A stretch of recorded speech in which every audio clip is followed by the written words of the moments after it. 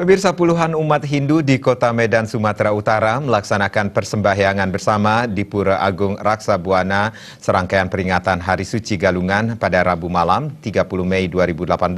Persembahyangan juga dilakukan di Pura Jagadita Toba, Pematang Siantar. Meski umat yang hadir tidak seramai di Kota Medan, perayaan Galungan tetap khusyuk.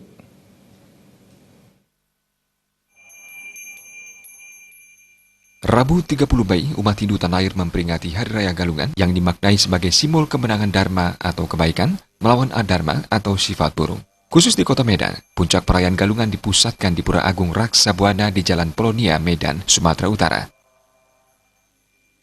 Berbeda dengan di pura lainnya, perayaan persembahyangan Hari Raya Galungan di pura ini diadakan pada malam hari sekitar pukul 20 waktu Indonesia bagian Barat. Puluhan umat dari berbagai kalangan silih berganti hadir ke pura untuk mengikuti persembahyangan. Mereka membawa berbagai bentuk dan ukuran sesajen atau banten yang akan diaturkan. Setidaknya di Pura Agung Raksa Buana ini diimpon oleh sekitar 75 kepala keluarga yang sebagian besar merupakan warga perantauan baik dari berbagai daerah di Bali maupun daerah lain di tanah air. Pada prinsipnya Hari Raya Galungan adalah suatu hari yang memperingati, ya.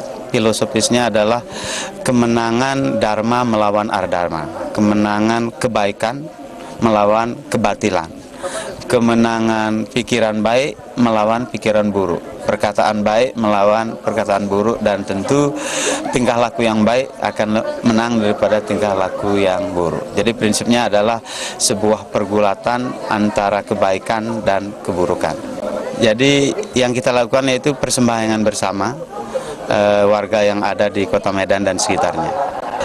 Kita di Medan dan sekitarnya, ya kalau kita lihat dari kakak itu kurang lebih 70 sampai 75. Jadi kalau kepala mungkin hampir 200-an sampai 250 lah kira-kira.